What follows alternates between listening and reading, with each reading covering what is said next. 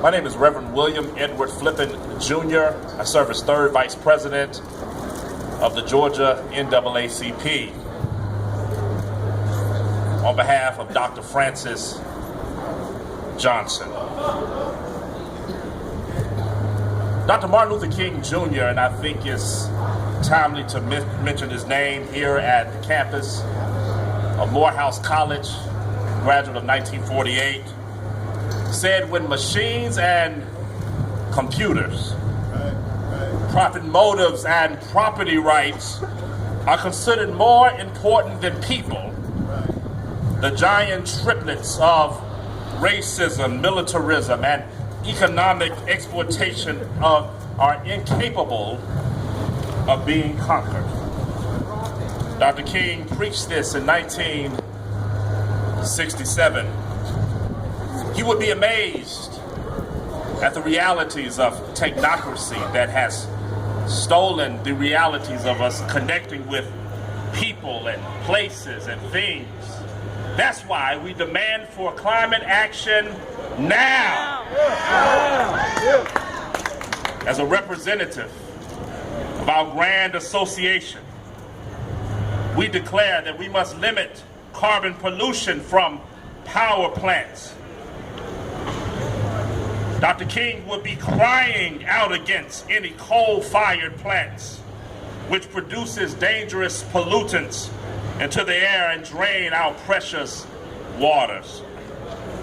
Even before any Earth Day in 1970, King believed in environmental justice, the shaping of the beloved community that before people of all races embraced mutuality and respect, needed the resources for clean air and for water. Justice for the NAACP since its founding some 106 years ago as a multiracial, ecumenical organization in our worst period of African descent people, in the midst of lynchings, demanded the enforcement of the 14th Amendment, equal protection under the law. That's why we say clean air now. That's why we are confronting, as Dr. Warnock says, corporate greed and governmental policies unfairly that harm minority and disadvantaged communities.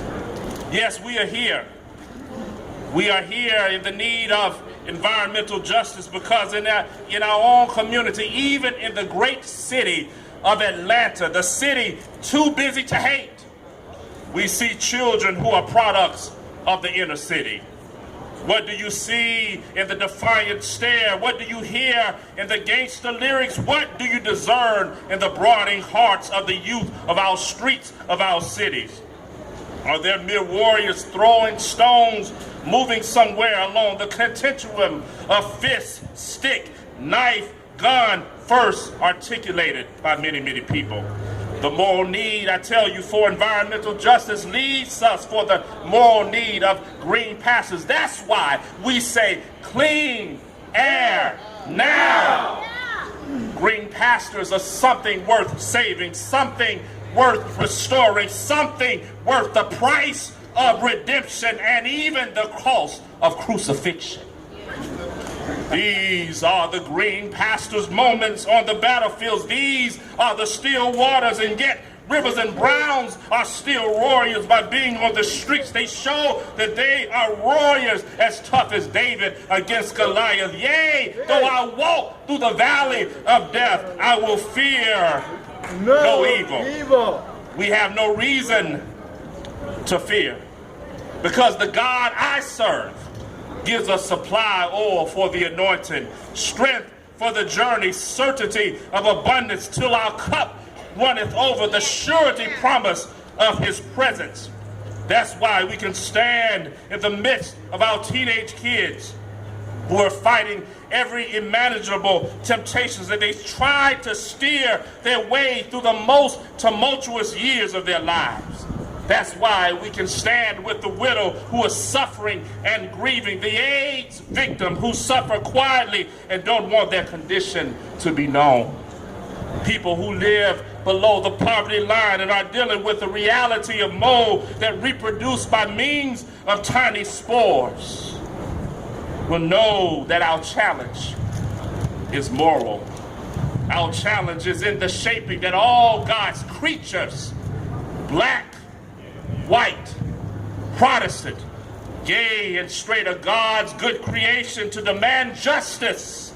But also we are the hands and feet of our Creator in walking the streets because we are called to do so, to point proud warriors in need of change and society with our stride of goodness and mercy that will follow us all the days of our life.